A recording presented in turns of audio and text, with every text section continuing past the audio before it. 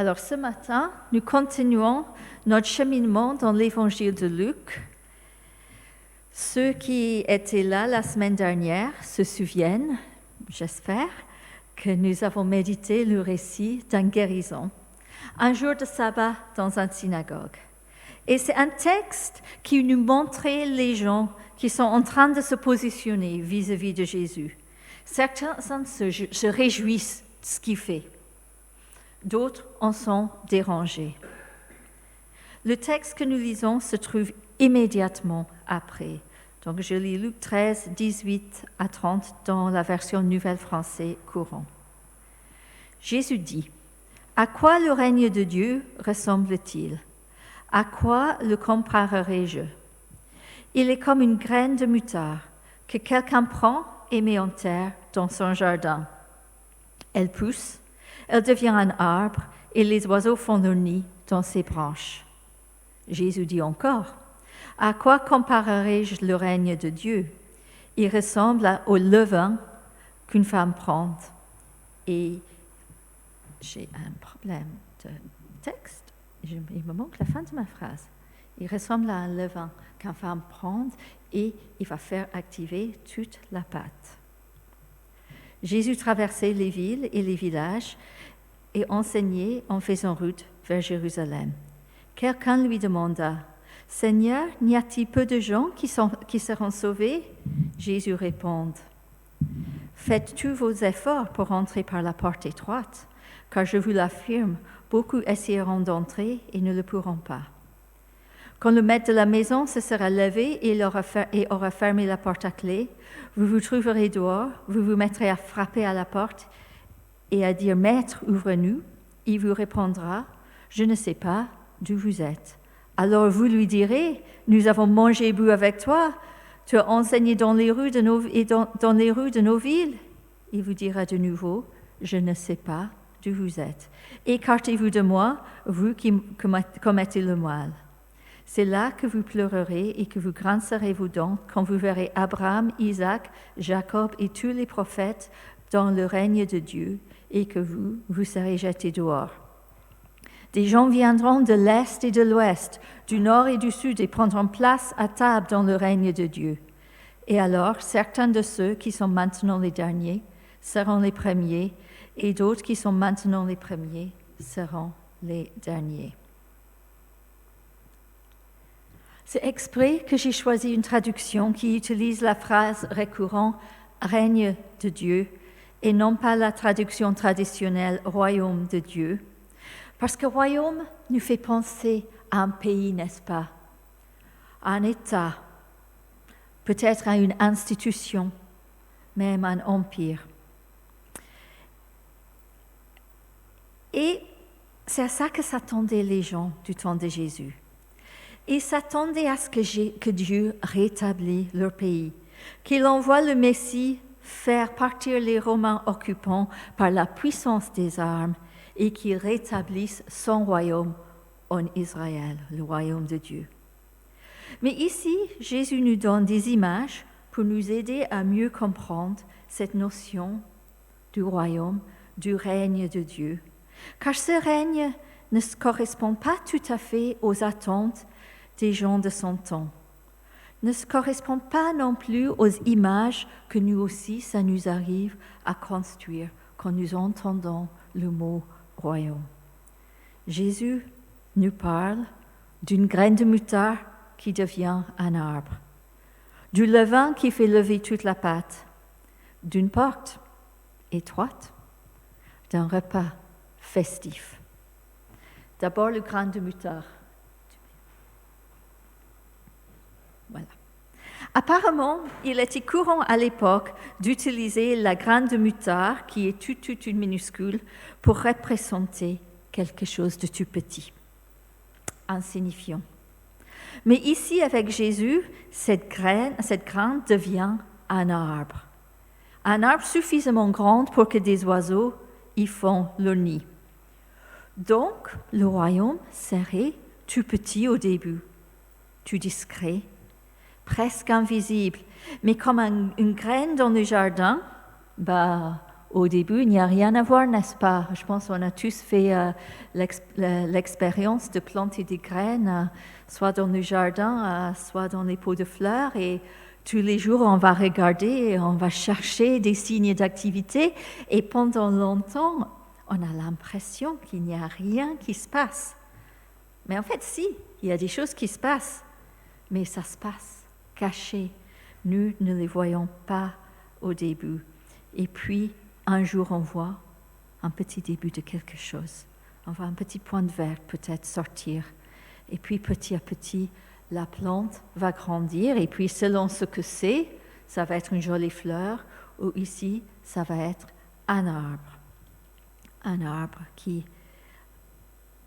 arbre ou un buisson assez grand pour que les oiseaux peuvent construire leur nid. Alors, l'Ancien Testament parle assez souvent des arbres. Il compare assez souvent les peuples de Dieu avec des arbres. On peut penser au psaume 1, par exemple. On a cet arbre planté auprès d'un cours d'eau. Et ça représente le sage qui respecte l'enseignement du Seigneur. Et pour les gens qui écoutaient Jésus avec attention et qui connaissaient bien leur écriture, cette histoire d'arbre leur a sans doute fait penser à un autre. Parce que le prophète Ézéchiel parle aussi d'un arbre. Ézéchiel 17, 22 et 23. « Voici ce que je déclare, moi le Seigneur Dieu. Je prendrai moi-même un jeune rameau à la cime du cèdre. Je le cueillerai à l'extrémité de ses branches et je le planterai sur une très haute montagne. Sur une montagne élevée d'Israël, je le planterai. Il développera des branches, produira des grains et deviendra un cèdre magnifique. Des oiseaux de toutes espèces nicheront dans ses branches et ils trouveront un abri à leur ombre. » Le prophète nous parle d'un arbre qui donne abri aux oiseaux, un arbre noble, magnifique, beau, un cèdre de Liban sans doute. Ceux qui sont allés au Liban ont vu, je pense, des cèdres. Nous aussi, on est allés en Israël, on était au Galilée, bon, c'est juste l'autre côté de la frontière. Il y a des cèdres magnifiques, ils doivent être anciens, de centenaires pour certaines, bien visibles.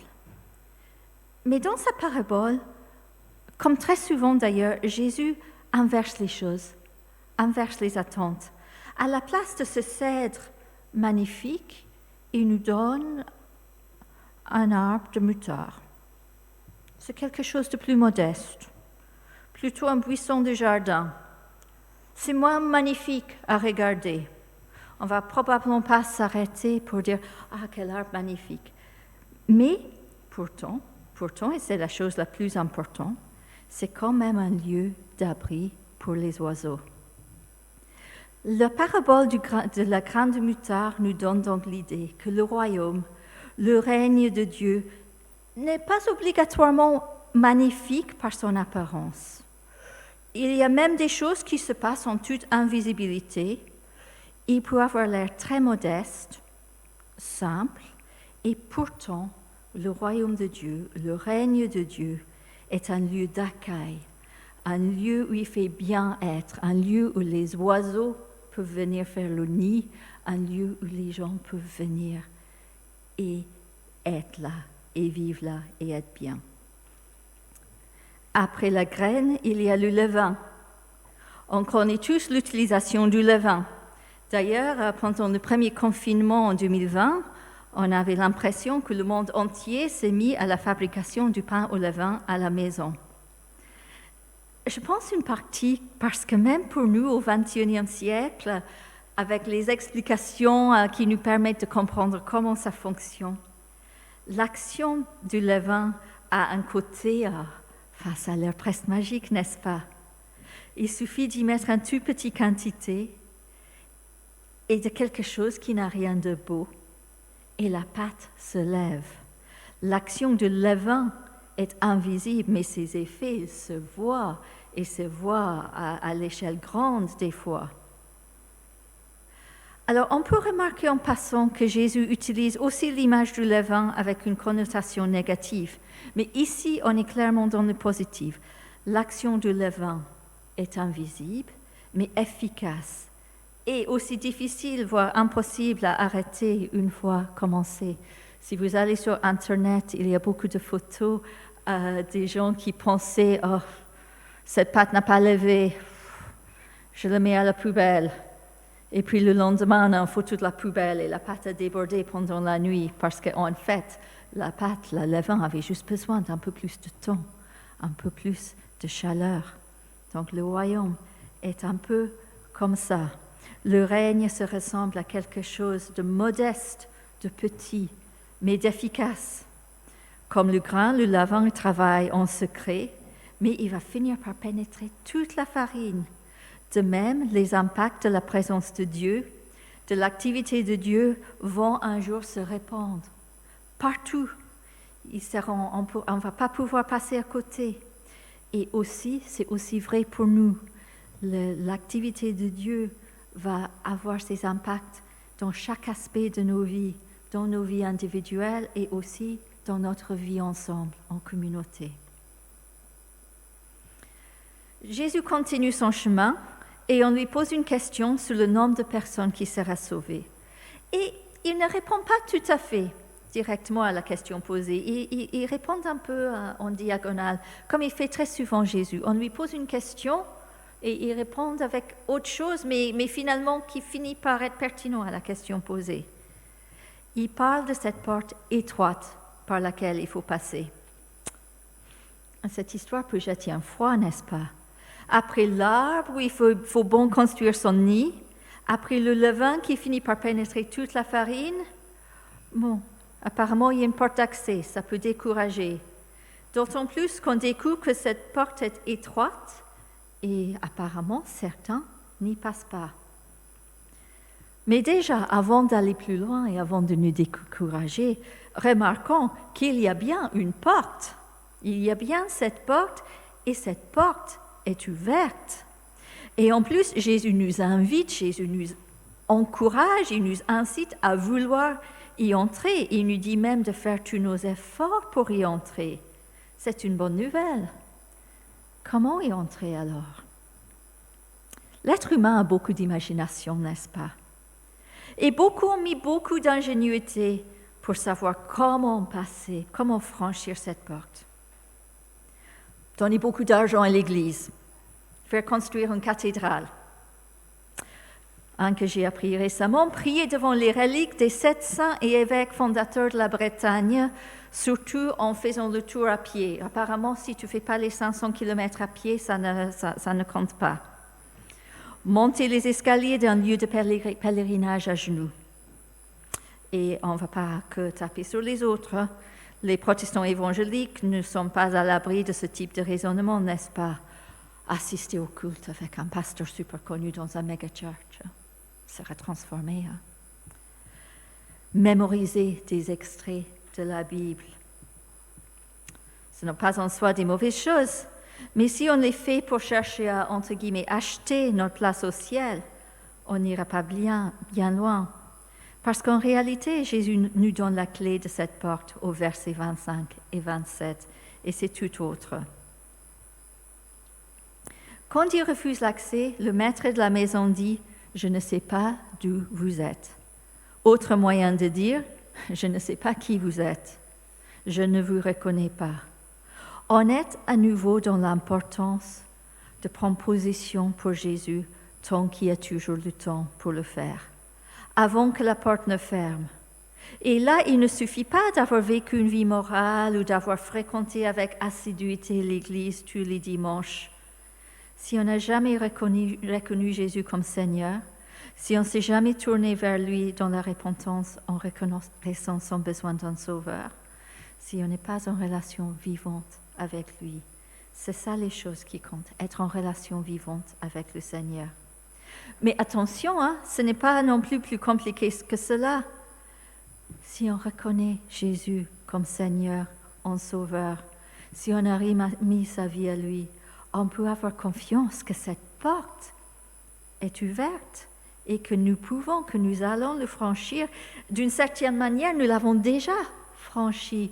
Nous vivons déjà un peu dans le règne de Dieu, même si avec cette phrase ça permet de bien résumer, même si ça n'explique pas. On dit qu'il y a des choses que nous les vivons déjà maintenant un peu, mais nous ne les vivons pas encore complètement.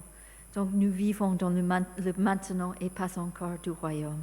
Nous vivons déjà dans le royaume sans que ce royaume soit complètement accompli. Parce qu'il y a une image finale, un repas festif à la table de Dieu. Des gens viendront de l'Est, de l'Ouest, du Nord, du Sud et prendront place à la table dans le règne de Dieu. Et finalement, on a l'impression qu'ils sont nombreux parce qu'ils viennent de tout horizon. Et il y a déjà, je pense, dans l'Église sur cette terre, et il y aura, quand nous sommes là, dans le royaume au ciel, des surprises. Certains vont venir de loin, de manière physique ou de manière métaphorique, et être présents. D'autres, qu'on aurait imaginé tout près du royaume, entreront peut-être avec difficulté, voire pas du tout. Des gens qui ne sont pas considérés dignes de beaucoup de respect, de beaucoup d'honneur, auront peut-être des places d'honneur. D'autres se trouveront avec des places plus modestes qui ne correspondent peut-être pas à leur rang social, même à leur importance apparente dans la vie. Mais fondamentalement, cette image de fête est une image de bonheur et d'abondance. La question à poser n'est pas combien vont être sauvés, mais plutôt est-ce que je me trouve parmi les sauvés? Et je suis convaincue que Jésus nous tend la main pour nous y inviter à y répondre dans le positif et à nous rassurer, quand c'est déjà fait, que nous sommes acceptés, qu'il y a une place pour nous à table et qu'il y a la place pour beaucoup d'autres à table. Donc peut-être c'est aussi une notion ici pour nous d'en parler, de partager cette invitation pour dire la porte n'est pas fermée, la porte est toujours ouverte, il y a toujours beaucoup de place à table et vraiment c'est à table pour ce repas festif dans la joie avec le Seigneur. À quoi le règne de Dieu ressemble-t-il? Il est comme une grande fête. Il y a une place à table pour chacun qui reconnaît Jésus. C'est comme une porte qui est ouverte pour tous ceux qui connaissent le Seigneur. Il est comme le levain, invisible mais efficace, et il travaille sans arrêt pour nous transformer. Il est comme le grain de moutarde, il pousse en secret, mais il va devenir un arbre, et beaucoup vont y trouver leur place. Beaucoup d'oiseaux vont y construire leur nid. À chacun, à chacune de répondre dans son âme et conscience à l'invitation de Jésus, prendre position pour lui et vivre pour lui par la suite dans l'anticipation joyeuse du règne à venir. Il reste bien sûr un grand part de mystère là-dedans. Pourquoi cette invitation s'est reçue avec une telle évidence par beaucoup d'entre nous? Pourquoi pour d'autres ça a l'air juste trop compliqué et trop incompréhensible? Il y a des choses que nous ne comprenons pas là-dedans. Mais je nous invite quand même à affirmer notre foi partagée avec le chant « Je ne sais pourquoi dans sa grâce ». Je vous invite à vous lever pour chanter.